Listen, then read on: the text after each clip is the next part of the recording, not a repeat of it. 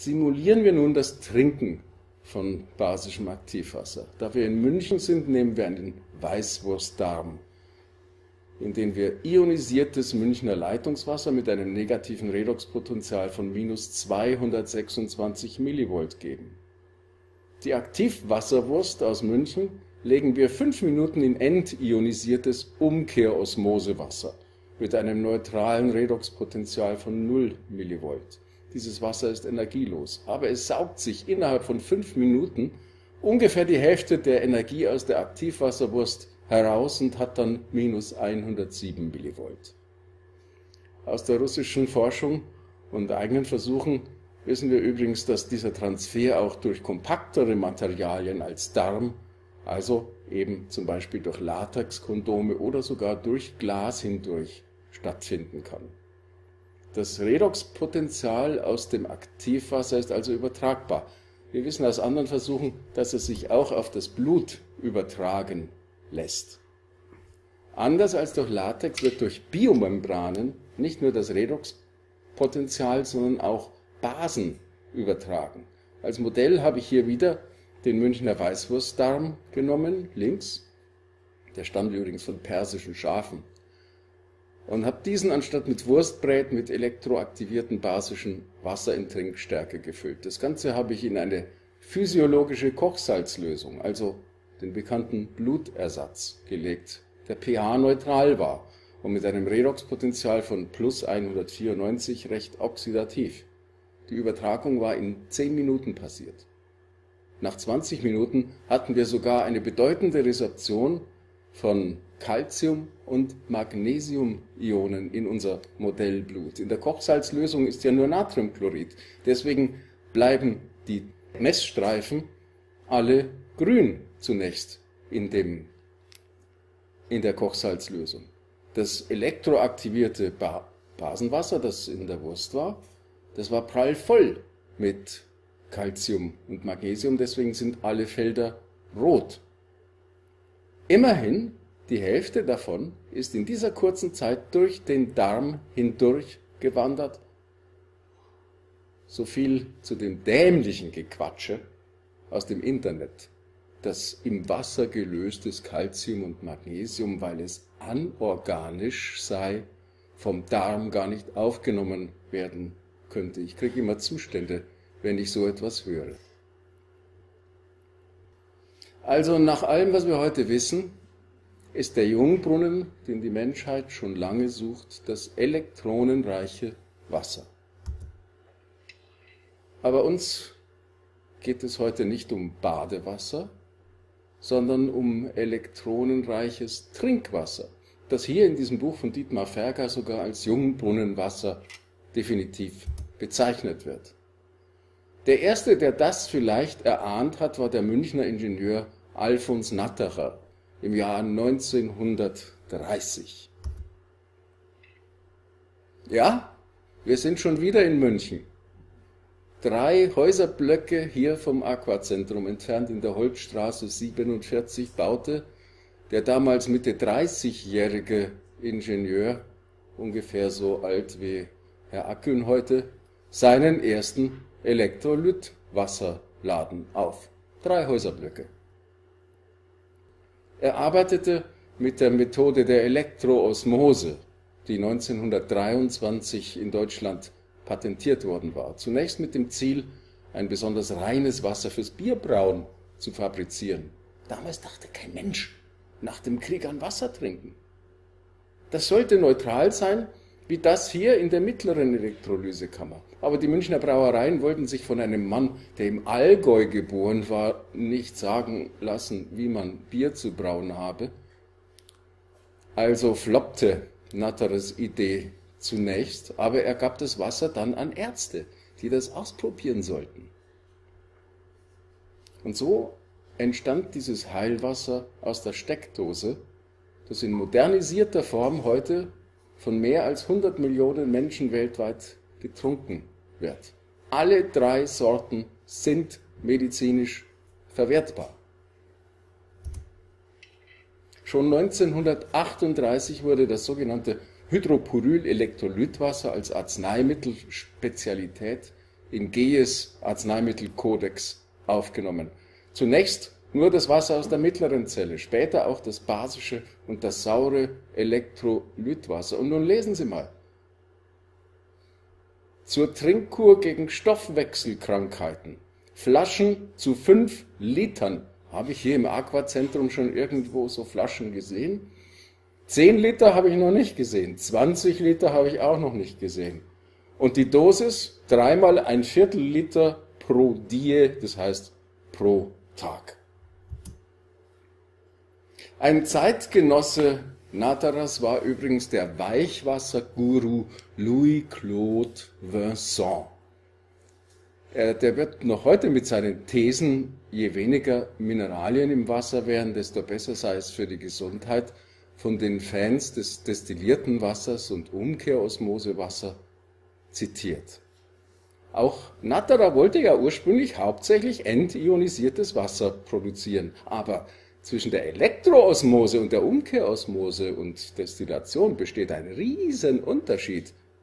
Deswegen wurde auch das Hydroporyl-N, wie Natterer sein entionisiertes Elektrolytwasser nannte, als Heilmittel in den Apotheken zugelassen.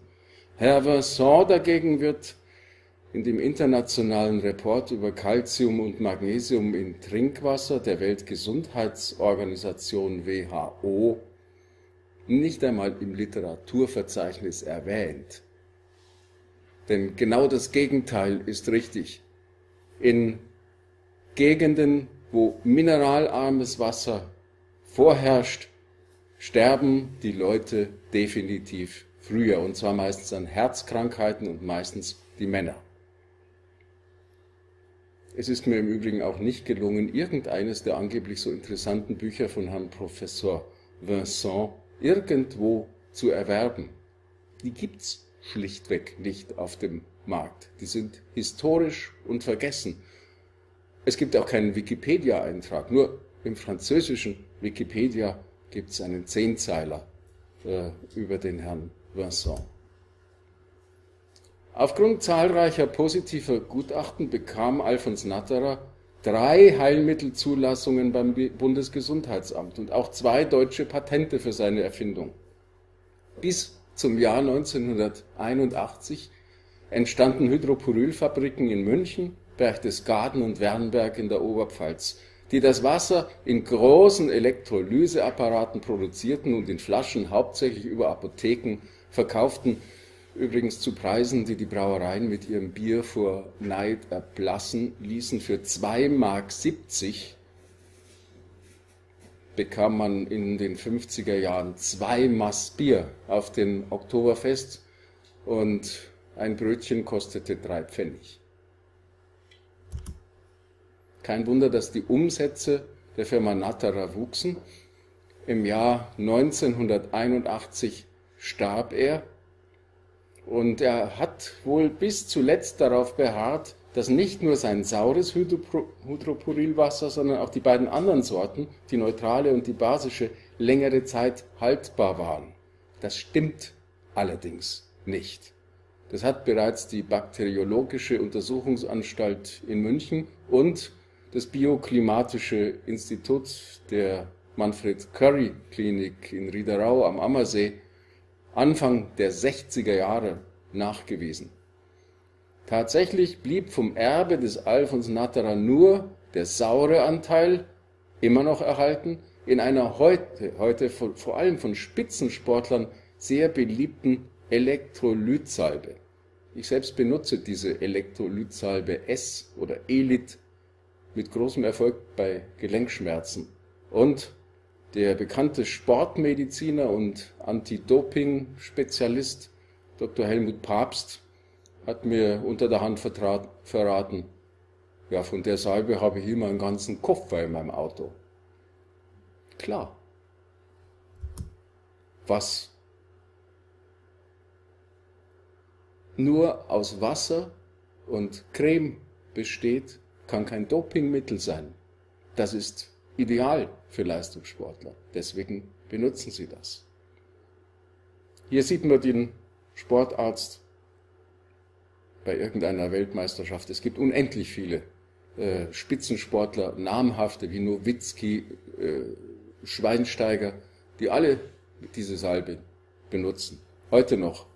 Und es wird von den Nachfolgern Nataras in 2 verschiedenen Firmen vertrieben.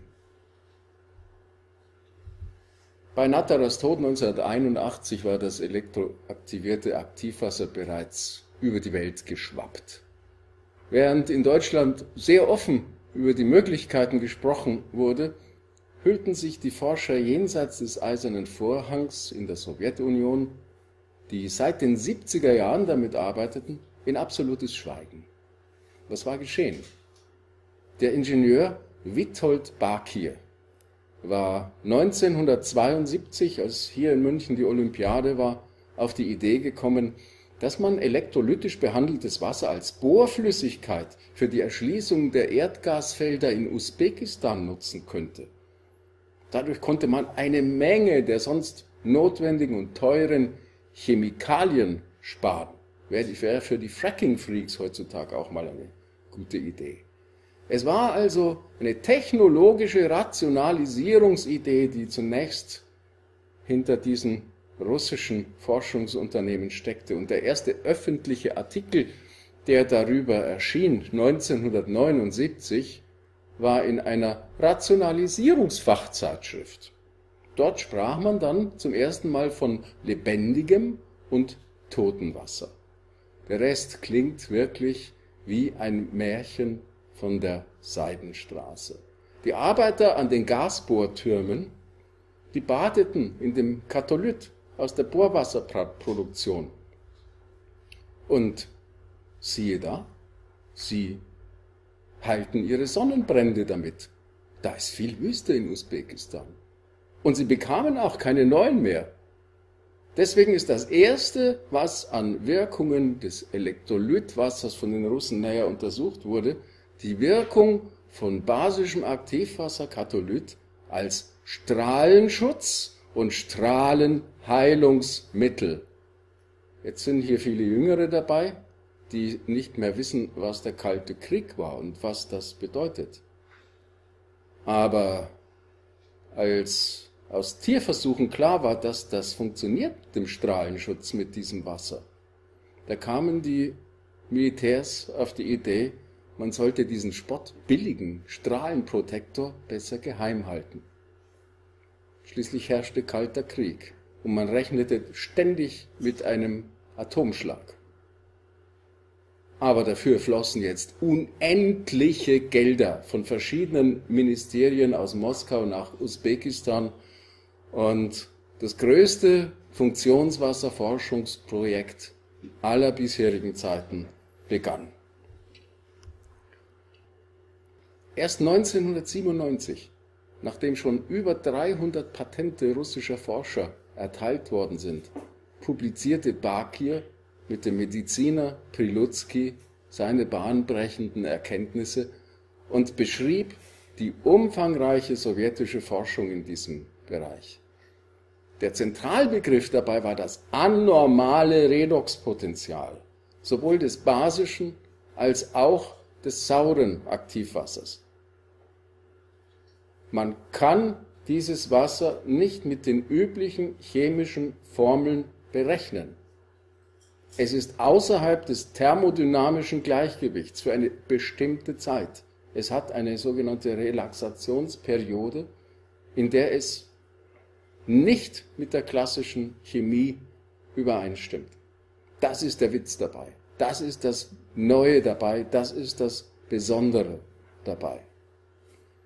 Und als das bekannt wurde, brach der Aktivwasserboom richtig los. Wie dieser Milliardenmarkt inzwischen brummt, das wissen einige hier im Raum, und wie er noch brummen wird, wenn er nach Deutschland zurückkommt, das können sich einige von uns und natürlich ich sehr gut vorstellen. In einem Interview im Jahr 2003 sagte der Witold Bakir, er war inzwischen Professor an der Moskauer Akademie geworden, dass es in ganz Russland kein Krankenhaus mehr gibt, das diese Technologie nicht nützt. Er hätte in 5 Jahren 25.000 große Geräte verkauft. Der Herr Baake ist nämlich auch ein Unternehmer. Wie übrigens viele Mitglieder des damaligen sogenannten Taschkent-Teams, die in dieser Geheimforschung gearbeitet haben. Baake ist wirklich der Superstar unter den Wasserforschern. Und wenn er nicht so arg geschäftstüchtig wäre, wäre er sicher schon ein Nobelpreiskandidat geworden. Man weiß allerdings nicht, ob für Physik oder für Chemie. Jetzt haben Sie schon 30 Folien ohne Gähnen überstanden, wofür ich mich sehr bedanke. Da wird es Zeit für eine kleine Unterhaltungsbeilage in Form eines vom Aquazentrum gesponserten Filmchens. Was Sie in diesem Film sehen werden, ist Folgendes. Es entsteht ja Wasserstoff, wie wir aus dem Ritterversuch wissen, über der Kathode. Wasserstoff ist ein hochexplosives, hochenergiereiches Gas. Nun kann man das Wasser aus einem Wasserionisierer, das ja aus einer Druckzelle kommt, wo wahnsinnig viel Wasserstoffdruck aufgebaut wird, das kann man abfangen. Und wenn man das Gas nicht entweichen lässt, sondern ein Glas drüber stülpt, dann kann man diesen Wasserstoff in ganz schön erheblicher Menge da herausholen. Und der Film zeigt eine nicht ganz kleine Explosion, die dann passiert, wenn man dann mit Feuer in die Nähe kommt. Und was der Film aber noch zeigt, ist auch etwas Interessantes. Es geht ja letztlich darum, wie wird denn die Energie, die wir da mit dem Strom durch die Elektrolyse hineingeben in das Wasser, wie bleibt denn die drin? Was bleibt davon drin?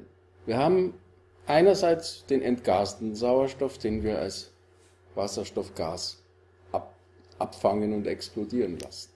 Dann haben wir aber noch den Wasserstoff, den das Wasser in sich halten kann, die sogenannte Wasserstoffhöchstsättigung, die bei diesem pH-Wert, in dem das basische Aktivwasser sich befindet, natürlich ein bisschen größer ist als normal.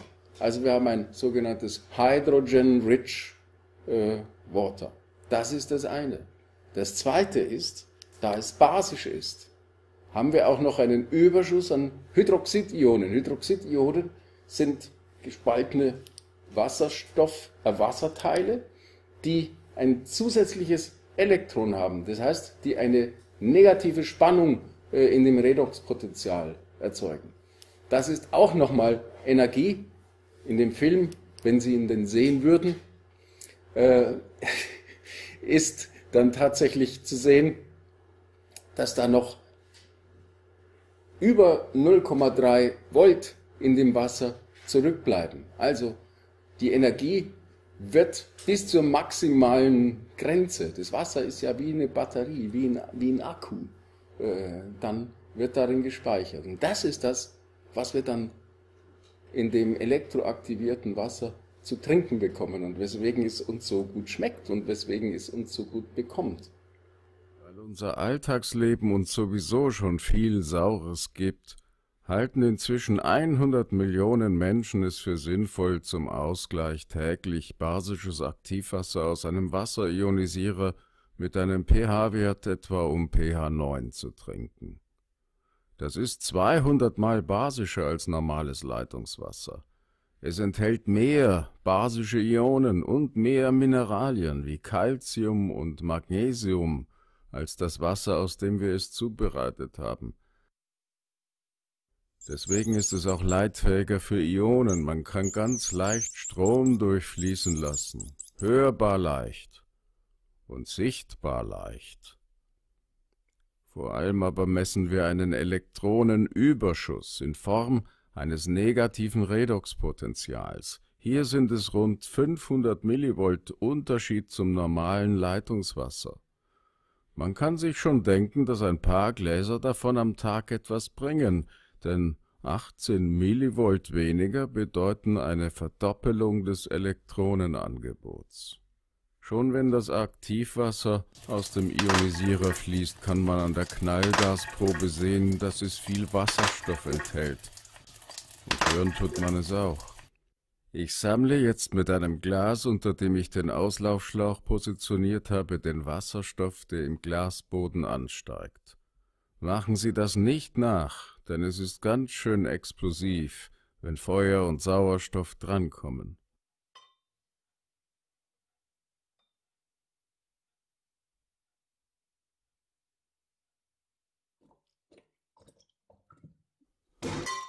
Ups, da hat das basische Aktivwasser aber einen großen, mächtigen Badabum gemacht. Was wir vorher an Strom reingesteckt haben, bekommen wir jetzt als Explosionsenergie zurück. In der Zeitlupe sehen Sie, wie sich die vorher aus Wassermolekülen gelösten Gase Wasserstoff und Sauerstoff sofort wieder zu Wasser vereinigen. Das ist der Grund, warum aus dem Auspuff eines Autos mit Wasserstoffantrieb kein Abgas, sondern reines Wasser rauskommt. Ist ganz schön vielseitig so ein Wasserionisierer.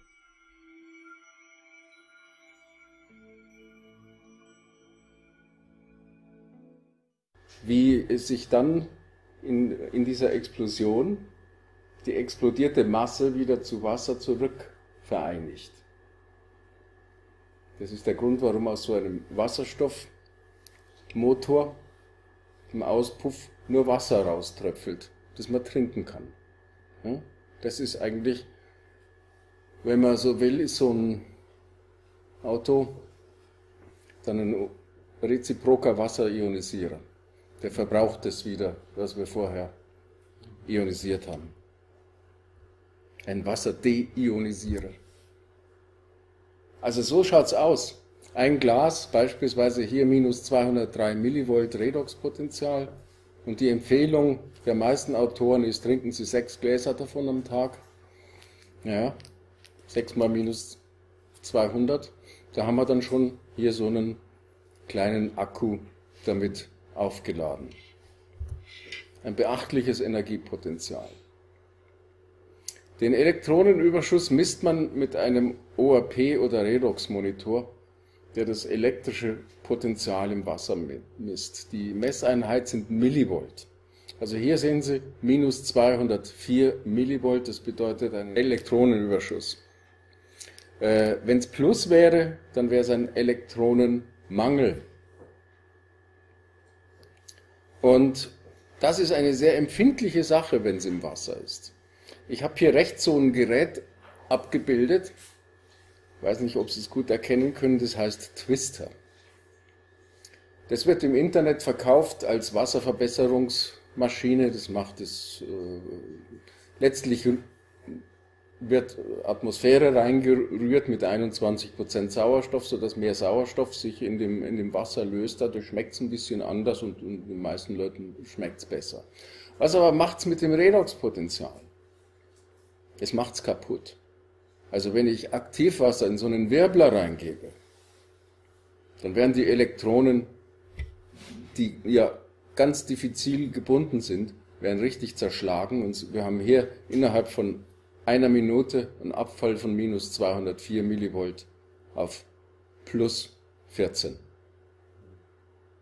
Also niemals ionisiertes Wasser verwirbeln, schütteln, shaken, mixen oder sonst irgendwas, sondern immer nur in Ruhe lassen und trinken.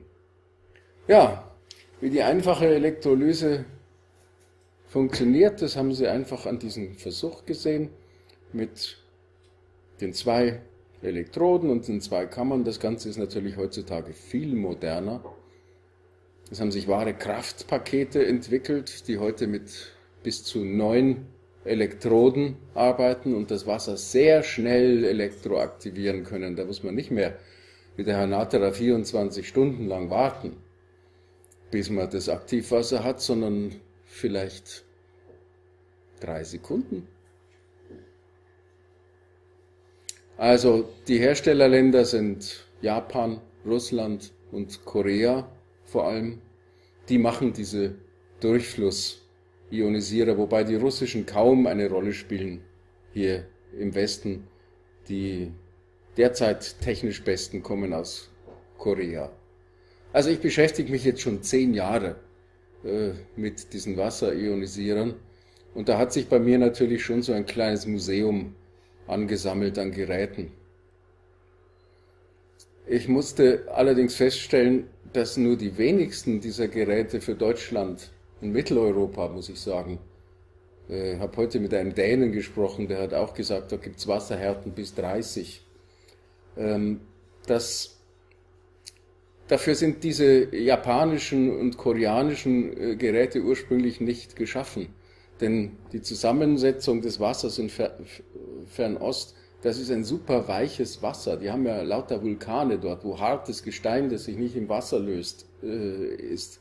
Die haben nur eine ganz dürre Plörre und die lässt sich super leicht ionisieren. Da braucht man keine starken Geräte mit 9 Zellen dafür. Und deswegen haben diese Geräte jahrelang hier bei uns eigentlich große Schwierigkeiten, vor allem mit der Verkalkung gemacht. Ich will jetzt hier auf die technischen Fragen gar nicht so genau eingehen, das können wir vielleicht noch in der Diskussion tun. Es kommt nämlich, und das ist eigentlich meine Hauptbotschaft, es kommt nämlich nicht nur auf den Wasserionisierer an, den Sie verwenden, sondern auch auf das Wasser. Das will ich Ihnen jetzt mal an einem Beispiel erläutern. Die Frage ist, lässt sich mineralienfreies Umkehrosmosewasser ionisieren in einem Wasserionisierer? Ja. Man kann selbst mit einem schwachen Gerät, wie es hier abgebildet ist, da ein Redoxpotential von minus 200 und einen pH-Wert von 10,15 erzielen. Aber was ist das wert? Heißt das, dass das schon ein gutes Elektrolytwasser ist? Ich möchte es mal mit einer Sache vergleichen, wo Sie es vielleicht am schnellsten begreifen. Das ist, wie wenn ein Kind mit 10 Kilogramm vom 3-Meter-Brett ins Schwimmbecken springt und wie dann das Wasser spritzt. Der pH-Wert entspricht der Sprunghöhe, der Redoxwert entspricht der Fallgeschwindigkeit. Aber die Körpermasse spielt eine erhebliche Rolle für den Aufpralleffekt. Und die entspricht dem Mineralienreichtum des Wassers. Das ist dann der Sumo, der ins Wasser hüpft, wenn ich ein mineralienreiches Wasser ionisieren kann mit einem ganz starken Ionisierer. Also das ist der Witz. In Fachkreisen heißt es Pufferung, weil der pH-Wert ist ja keine absolute Größe, das ist eine relative Größe, die heißt Verhältnis von H+-Ionen zu OH-Ionen. Das kann 1:1 oder 2:1 oder 3:1 oder 3 Millionen zu 1 Million sein. Dann ist es richtig ein basisches Kaliber, wenn es 3 Millionen sind, nicht wenn es bloß 3 sind. Also die Mineralisierung des Wassers spielt eine ganz, ganz entscheidende Rolle bei der Wirksamkeit. Weil sonst sind es nur Basen ohne Background. Auf meiner Website finden Sie ein paar Formeln, wie man den Wert eines pH-Werts oder Redoxwerts tatsächlich bestimmen kann. Also wie viel Säure kann ich damit neutralisieren und wie viel Oxidation kann ich damit beseitigen, wenn ich dieses Wasser ionisiere. Jetzt mal zu den generellen Wirkungen, jetzt sagen wir mal, eines guten basischen Aktivwassers. Wir wissen, dass innerhalb von 10 Minuten die Fließfähigkeit des Blutes erhöht wird. Kann man ganz klar immer wieder am lebenden Blut, immer wieder schön beobachten. Aber welches Wasser erhöht denn eigentlich die Fließfähigkeit schneller? Das elektroaktivierte oder beispielsweise ein sehr gutes, teures Mineralwasser? Mittels einer Thermographiekamera habe ich den Unterschied mal sichtbar gemacht. Links sehen Sie die gesteigerte Durchblutung innerhalb von 45 Minuten nach dem Trinken von 1 Liter basischem Aktivwasser. Rechts sehen Sie die viel geringere Durchblutungssteigerung bei Gerolsteiner stillem Mineralwasser. Eine Mineralienbombe eigentlich. 8,3 zu 3,7 Grad Fahrenheit Unterschied für das elektroaktivierte Wasser. Also mehr als doppelt so viel, doppelt so schnell. Und wenn die Durchblutung steigt, dann steigt auch die Sauerstofflage, die verbessert sich. Hier sehen Sie es an einer Messung. Nach 45 Minuten wieder 1 Liter Aktivwasser getrunken.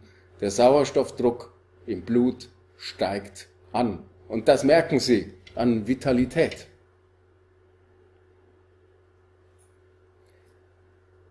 Basische Ernährung.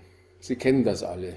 Die Nahrungsmittelpyramide und alle diese feinen Kochbücher. Es ist wichtig zum Ausgleich einer ungesunden Lebensweise, wenn wir ein basisches Wasser trinken. Denn selbst wenn wir uns noch so gesund ernähren, im Prinzip führt auch eine sogenannte basische Ernährung immer zu sauren Stoffwechselabfällen. Und wenn wir uns dann nicht bewegen und die organischen, den Kohlenstoff, Kohlendioxid abatmen, dann können wir auch vom Gemüse fett werden. Kein Problem. Und außerdem durch die langen Transportwege, die frühen Ernten, die nicht artgerechte Tierhaltung und nicht zuletzt durch den Denaturierungsprozess, durch das Kochen oder Konservieren unserer Nahrung, zerfällt der für lebendige Nahrungsmittel so kennzeichnende Überschuss an Elektronen, den sie alle haben, der sich eben in einem artgerecht niedrigen Redoxpotential ausdruckt. Der Forscher Manfred Hoffmann hat aufwendige Messungen an Lebensmitteln vorgenommen, um deren Nahrungsqualität anhand von pH-Wert und ORP, also Redoxpotentialwert, objektiv zu bewerten. Seine Ergebnisse decken sich mit meinen Schlussfolgerungen. Tatsächlich gilt, jede Nahrung hat spezifische Wertebereiche für pH und ORP. Gesunde und qualitativ hochwertige Produkte haben immer ein niedrigeres Redoxpotential innerhalb der Art des Lebensmittels. Und genau das ist typisch für Proben aus ökologischem Anbau. Die haben eben noch am meisten Elektronen übrig. Einen Wasserionisierer für zu Hause haben sich schon 100 Millionen Menschen geleistet. Natürlich ist eine Kuh zu Hause, die immer frische Milch gibt, zunächst viel teurer als billige Haarmilch beim Discounter zu kaufen. Aber wir können die Discountermilch ausgleichen, indem wir die Elektronen auf andere Weise zu uns nehmen, nämlich indem wir Wasser dazu trinken. Das ist der Witz, das ist die Redox-Revolution, wie ich das mal genannt habe. Das kleine Buch Trink dich basisch hat viel Verwirrung angerichtet bei manchen Leuten, die dann immer nur von basischem Wasser sprachen, weil sie immer gedacht haben, Basen stehen im Vordergrund. Die sind schon da, die Basen. Ich werde dann noch zeigen, wie stark die sind, aber sie stehen nicht im Vordergrund. Im Vordergrund ist der Elektronenreichtum des Wassers. Das ist das Wichtige. Basen können wir uns auch reinlöffeln. Ist kein Problem. Aber beides zusammen ist eben dieses Produkt, das uns auch, ja, man muss sagen, da kann man schon mal einen Biertrinker bekehren, dass er Wasser trinkt, weil es einfach mal schmeckt. Schauen wir uns mal die Getränke alle an, die wir so kennen. Da sehen wir dann bei 9,5 pH die Obergrenze, die zugelassen ist für Trinkwasser in Deutschland. Das ist auch der Wert, den wir für basisches Aktivwasser als Obergrenze empfehlen. 9,5 bedeutet tatsächlich 250 mal mehr Basen als im basischsten aller Lebensmittel, das ist zufälligerweise der Spinat. Tiere trinken übrigens sehr oft basisches Wasser aus Flüssen, Regenwasserpfützen und Seen. Hochbasisch. Hat noch keinem Tier geschadet. Richtig sauer, wie Sie sehen an der Tabelle, ja sogar saurer als Essig, sind Limonaden. Nur das schmecken wir leider nicht, weil die Säure durch den Zucker kaschiert wird. Von der Limonade nehmen wir aber nicht nur einen Esslöffel wie beim Essig, sondern da trinken wir eine ganze Flasche. Und es ist genauso sauer wie Essig. Also das sind die Säuremacher, Getränke. Der Herr Dr. Erlacher sagt immer, ja, ich kann jederzeit 2 Maß Bier auf dem Oktoberfest trinken, aber ich kann doch keine 2 Kilo Schweinebraten essen. Also die Gefahr, durch Getränke zu übersäuern, ist doch viel größer als durch Fleischkonsum. Einfach weil wir viel mehr trinken, als wir essen. Jedenfalls, wenn wir uns richtig verhalten. Vor allem aber können wir, wenn wir basisches Aktivwasser trinken, die üblichen sauren Getränke wie, ja, auch Mineralwässer, Säfte, Alkohol, Kaffee und Limonaden reduzieren. Und wenn wir mal einen sauren Orangensaft aus Konzentrat trinken, dann haben wir die Gewissheit, dass die vielleicht schon verbrauchten Antioxidantien darin durch das basische Aktivwasser, mit dem wir den Saft mischen, wieder aufgeladen werden. So wie der welke Rucola aus dem Bild, das ich Ihnen gezeigt habe. Das ist kein Witz, das ist wissenschaftlich völlig unbestritten. Basisches Aktivwasser lädt Antioxidantien wieder mit Elektronen auf. Schaut man sich jetzt mal das elektrochemische Geheimnis von Trinkwasser, das unter Heilgesichtspunkten verkauft wird, unter dem Gesichtspunkt von Basengehalt und Elektronenreichtum an, dann wird schnell klar, um was es geht. Elektroaktiviertes basisches Wasser aus München schlägt selbst die besten Quellen in der Natur. Viele Mineralwässer haben übrigens ein Redoxpotential von plus 200 Millivolt bis maximal 320, also sie sind stark oxidierend. Sie erhöhen gut die Verdauungsleistung. Wenn man einen Nagel verschluckt, indem Sie ihn schnell rosten lassen, trinken Sie Mineralwasser dazu. Der rost Ihnen weg wie nix. Nach dem bereits Gesagten dürfte Ihnen aber klar sein, dass die Heilwässer mit den negativen Redoxpotentialen nicht lang haltbar sind. Sie können nach Bad Füssing in die Europatherme fahren, da können Sie ein Wasser mit minus 226 Millivolt aus den Tiefen der Erde trinken. Wenn Sie das aber in eine Flasche füllen und nach München nehmen, dann ist es weg. Futsch. Heilwässer sind deswegen gibt es ja auch Kurorte, nur am Ort ihrer Entstehung meistens wirklich elektronenreich. Scheint so, dass das Wasser in Bad Füssing, welch ein Zufall, tatsächlich die elektronenreichste Quelle weltweit ist. Die anderen Bekannten haben keine solch niedrigen Redoxpotenziale. Jetzt rede ich dauernd von elektroaktiviertem Wasser, von basischem Aktivwasser. Und wenn Sie dann jetzt das Ganze irgendwie beim Faktencheck nachgoogeln wollen, dann finden Sie es gar nicht. Da finden Sie alle möglichen Wörter. Aktiviertes Basenwasser, Alkaline Reduced Water, Alkaline Ionized Water, reduziertes Wasser, Katholyt, ECA, Electrochemically Activated, basisches ionisiertes Wasser, Aqueon Aktivwasser, Bionlight Aktivwasser, Kangenwasser, Electrolyzed Reduced Wasser. Ich habe mir auch noch einen Begriff schützen lassen, nämlich Hydrionatorwasser. Also, das müssen Sie alles suchen, wenn Sie darüber was finden wollen. Sie bekommen mehrere Millionen Treffer. Was ist basisches Aktivwasser? Es ist 200 mal basischer als Leitungswasser, 10.000 mal basischer als ein durchschnittliches Mineralwasser, 100.000 mal basischer als Kaffee, 1 Million mal basischer als Wein, 10 Millionen mal basischer als Limonade. Und es ist ungefähr 50% mineralhaltiger als das Ausgangswasser vor der Elektrolyse. Es mineralisiert also auf.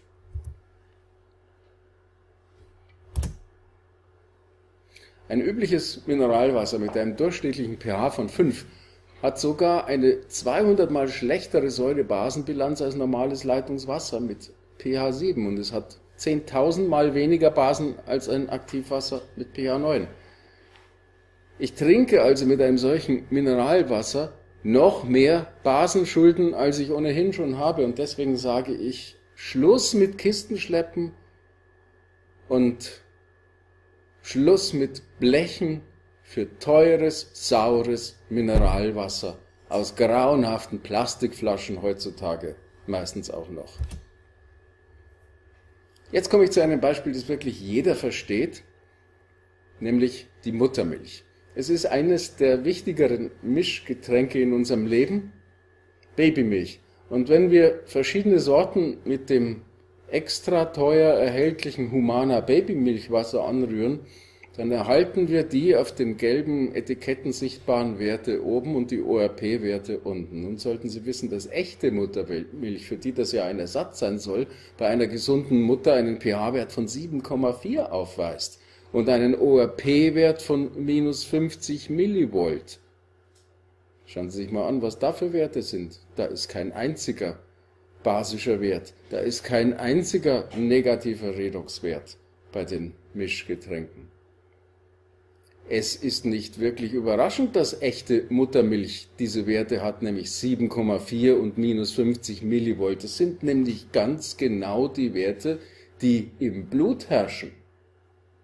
Im Blut haben wir immer durchschnittlich 7,4 mit ganz kleinem Schwankungsfenster und immer ein negatives Redoxpotenzial mit einem etwas größeren Schwankungsfenster. Wir haben in einigen kühnen Versuchen das sogar auf minus 120 gebracht, aber üblicherweise sind es minus 50 Millivolt wie bei der Muttermilch. Deswegen ist die Muttermilch so, weil unser Blut so ist.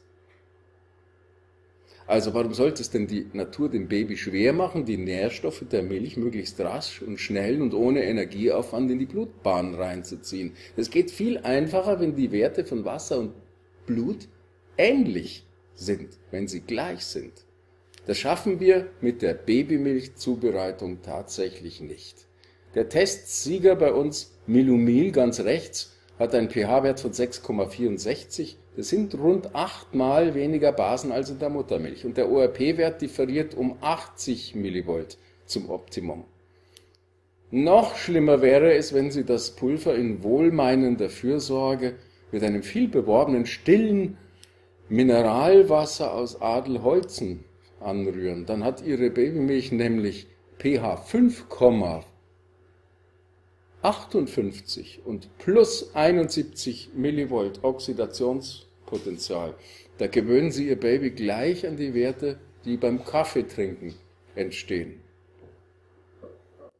Um das stark gepufferte Kuhmilchpulver tatsächlich auf die humanen Werte zu heben, braucht man tatsächlich ein sehr starkes elektroaktiviertes Wasser.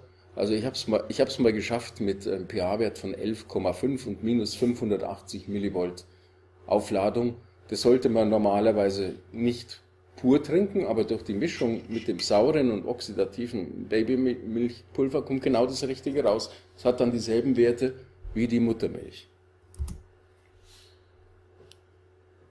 Jetzt gibt es noch eine weitere Frage. Kann man mit dem basischen Aktivwasser nicht nur den Milchersatz aufbessern, sondern auch die Muttermilch selbst? Manche Frauen wollen ja stillen, bis die Kinder still werden. Meine Messergebnisse zeigen da eine klare Tendenz in diese Richtung. Ich muss allerdings sagen, ich habe da nicht sehr viele gemacht, weil die meisten Mütter mit ihrer Muttermilch mir gegenüber etwas zurückhaltend sind, die herzugeben. Die denken, die brauchen die selber. Aber auf jeden Fall hat sich innerhalb von 15 Tagen durch das Trinken von basischem Aktivwasser die Muttermilch in ihrem Redoxwert verdoppelt, von minus 27 Millivolt auf minus 56, wobei der pH-Wert natürlich gleich blieb. Also Tendenzergebnis, probieren Sie es halt aus, wenn Sie gerade dabei sind. Nun habe ich Sie vielleicht überzeugt, aber Sie denken, das ist mir viel zu teuer, ich kaufe mir lieber einen mineralischen Wasserionisierer. Im Tierreich nennt man so etwas Mimikry. Da gibt es zum Beispiel solche Becher mit Granulaten, die angeblich basisches Aktivwasser erzeugen. Die erhöhen den pH-Wert, scheinbar so wie bei einem Elektrolytwasser. Und außerdem senken sie auf einem chemischen Weg das Redoxpotential um ein paar Millivolt. Diese Granulate haben wir aufgelistet, aus was die alles bestehen. Aus Keramikkügelchen und Metallsplittern, die im Wasser bestimmte chemische Reaktionen gemäß der chemischen Redoxreihe hervorrufen. Die hat übrigens auch der Herr Ritter entdeckt. Sie sehen hier schon an den Messwerten, dass da was nicht stimmen kann. Das pH-Messgerät zeigt mit 10,47 einen irrsinnig hohen pH-Wert von 10,47 an. Auf keinen Fall eine solche Lauge trinken. Das ORP-Messgerät zeigt einen sehr geringen negativen Wert von -7 Millivolt. Also da ist kein anormales Verhältnis des Redoxpotentials zum pH-Wert, sondern ein normales, das man mit der Nernst-Gleichung auch berechnen könnte. Also das ist der große Unterschied. Bei einer Diaphragmaelektrolyse wären es bei diesem pH-Wert mindestens -350 Millivolt, je nach der Zusammensetzung des Ausgangswassers. Außerdem sind die teilweise verwendeten Stoffe da drin, zum Beispiel Germanium oder Silber, unter Umständen nicht unbedenklich. Insofern finde ich es ganz konsequent. Lesen Sie mal da ganz genau, was da rechts unten steht. Da hat einer der Hersteller eines um 50 € gehandelten Stabes, den man ins Glas stellen soll, damit sich in einigen Minuten basisches Wasser bildet. Er hat sich für den Begriff Wasserionisierer entschieden. Denn eine Wasserionisierung erfordert eben die Entfernung bestimmter Ionen und nicht die Zuführung von chemischem Reagenzmaterial. Ich hoffe, ich kann Ihnen jetzt mal in diesem Film zeigen. Kaliumcarbonat, also die backstubenübliche Pottasche ins Wasser. Und sehen zweierlei. Der pH-Wert der Lösung steigt stark an durch das basisch wirkende Kalium, das mehr Hydroxid-Ionen erzeugt, während der Elektronengehalt der Lösung steigt, was wir an dem sinkenden Redoxpotential sehen. So ähnlich funktioniert jegliche Form chemischer Wasseraktivierung. Also das ist der sogenannte billigste Pseudowasser-Ionisierer. Gehen Sie in den Backladen, kaufen Sie sich ein Päckchen Pottasche, die besteht aus Kaliumcarbonat, werfen Sie die ins Wasser, schon haben Sie einen irrsinnig hohen pH-Wert und einen etwas niedrigeren Redoxwert. Chemisch nennt man so etwas eine Kalilauge. Schmeckt wunderbar. Kann ich Ihnen aber zum Trinken nicht empfehlen. Steht auch auf der Packung drauf, dass es zum Verzehr nicht geeignet ist. Aber sowas ist so ein mineralischer Wasserionisierer, Pseudozeug, nicht wert, dafür auch nur irgendwas auszugeben. Das ist jetzt ein echter, richtiger Wasserionisierer auf elektrischer Basis mit einem einfachen Zweikammersystem. Das wird vor allem in den ehemaligen Sowjetrepubliken hergestellt. Dieses hier aus Litauen kostet ab 250 €. Allerdings ist wichtig, dass man nur absolut schadstofffreies Wasser reingibt. Also man braucht auch noch einen extra Wasserfilter unbedingt dazu. Außerdem braucht man Zeit und ein bisschen technisches Geschick. Sie sehen, das ist ein etwas komplexeres Teil. Man muss es dann anschließend reinigen und trocknen und so weiter. Und man braucht 15 Minuten Zeit ungefähr, bis 1 Liter fertig ist. Die richtigen Durchlauf-Ionisierer, die haben immer sehr gute eingebaute Vorfilterpatronen, weil es ist nämlich gefährlich, Schadstoffe zu ionisieren, weil die dann auch eventuell mehr Schaden anrichten können. Solche Filter kosten zwischen 50 und 120 €, je nach Modell, und halten 6 bis 12 Monate. Hier sehen Sie ein japanisches Gerät, den Leveluk SD501 der japanischen Firma Enegic. Trotz gegenüber koreanischen Geräten weit veralteter Technik ist es sehr robust. Der hohe Preis um 3.000 € ist allerdings technisch weit überzogen. Als Unikum unter allen Geräten hat es einen Extratank zum Zumischen von flüssiger Salzlösung, Auf diese Weise kann man eine stark basische und stark saure, wässrige Lösung herstellen, die allerdings nicht für Trinkzwecke geeignet ist, sondern zum Beispiel als Reinigungsmittel oder für bestimmte medizinische Zwecke Verwendung findet. Sehr gut in Deutschland geeignet sind die Premium-Geräte von Archion. Diese Firma ist, wie meine Firma Quantomed, schon 10 Jahre erfolgreich auf dem deutschen Markt. Und dann gibt es die neuen Dion-Geräte aus Korea. Die haben 2 Innenfilter oder sagen wir mal besser optionale Doppelfilter. Die haben alles Notwendige, was ein akzeptabler Ionisierer wirklich braucht. Vollautomatische Selbstentkalkung mit Flussumkehr, 9 Elektrodenzelle für hartes Wasser, Drehknauf zur Durchflussregelung, ganz wichtig, Durchflussanzeige und Filterverbrauchsanzeige, ganz wichtig.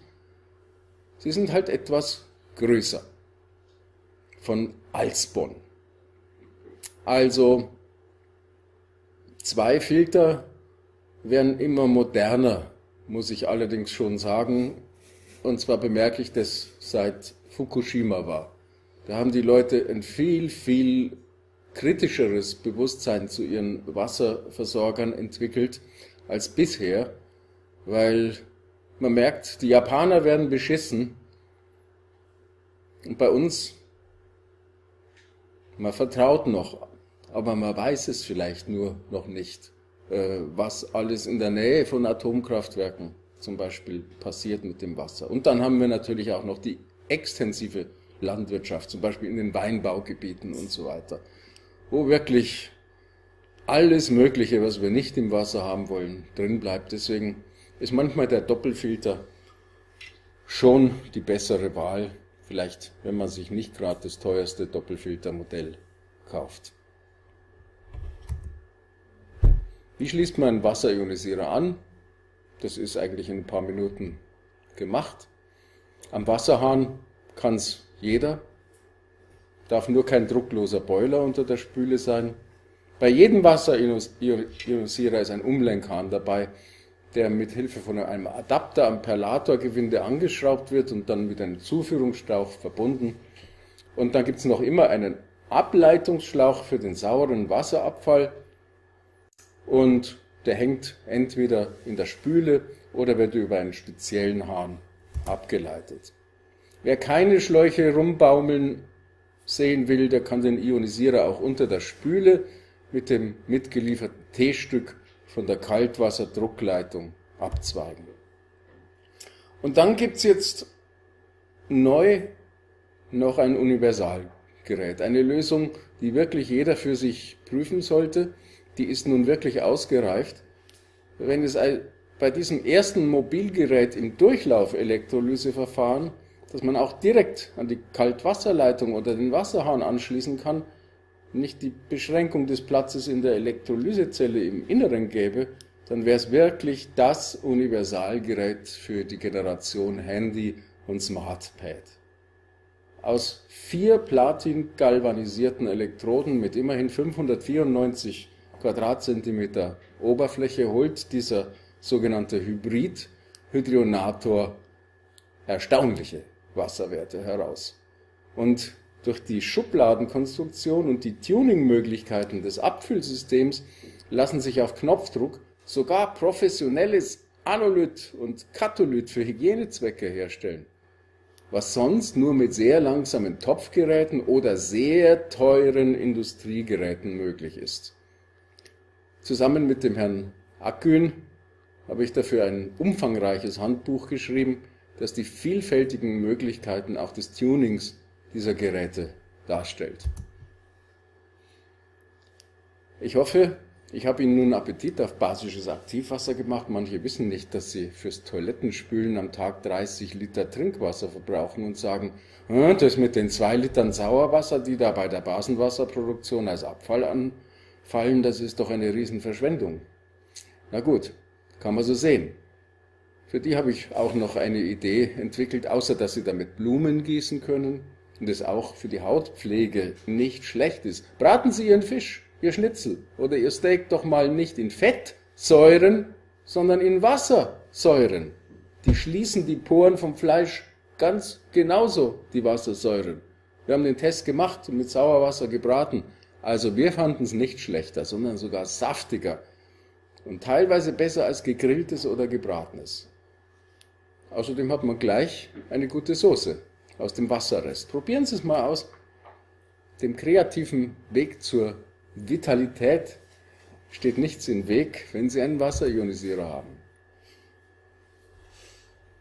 Es ist also die Kuh im Haus. Ich darf noch ein bisschen Werbung machen. Neben dem Titel Trink dich basisch habe ich auch noch zusammen mit dem Herrn Dr. Irlacher, Kurarzt aus Bad Füssing, das Servicehandbuch Mensch geschrieben. Das war eine der ersten Publikationen in Deutschland, in denen sich ein Arzt mit dem basischen Aktivwasser nach der Ära Natterer auseinandergesetzt hat. Es zeigt die ärztlichen und die professionellen Methoden auf, wie man effektiv entsäuern, entschlacken, entgiften und entstressen kann. Das Buch hat sich in einem erstaunlichen Tempo zusammen mit dem basischen Aktivwasser in Deutschland ausgebreitet. Das basische Aktivwasser ist nicht nur für den Mediziner ein interessantes Werkzeug, um die Fließeigenschaften des Blutes zu verbessern, bei der Bekämpfung von Stoffwechselkrankheiten wie Diabetes, um die Leistung der Nieren zu unterstützen und um, ganz wichtig, den Bakterien im Darm ein optimales Milieu zu geben. Das Aktivwasser bringt mehr Basen in den Körper und fördert durch seinen Elektronenreichtum das Nachladen unserer antioxidativen Kräfte. Es ist daher die ideale kalorienfreie Prophylaxe. Es hinterlässt von uns einen ökologischen Fußabdruck, denn wir können es nachhaltig nutzen, indem wir das saure Wasser als grüne Chemie in der Hygienewirtschaft einsetzen, bei der Tierzucht oder in der Landwirtschaft. Und nicht zuletzt hilft es uns, das Lebendige in unserer Nahrung, das wir durch den Stand unserer Zivilisation weitgehend zerstört haben, auf eine intelligente Weise zu korrigieren. Basisches Aktivwasser ist der Smart Drink unserer Zeit. Je früher Sie damit anfangen, desto besser. Abschließend noch ein beinahe biblisches Bild von meiner Fensterbank. Vielleicht kennen Sie noch die Geschichte von Esau und Jakob. Esau hat sein Erstgeburtsrecht gegen ein Linsengericht von Jakob getauscht. Jakob war der Schlauere, weil er viele Linsen hatte. Die linken Samen in der Waagschale wurden mit Leitungswasser gegossen. Die rechten mit elektroaktiviertem basischen Wasser, das auch ich täglich trinke. Ich bin nicht größer, aber ich bin schlauer als Jakob. Dankeschön.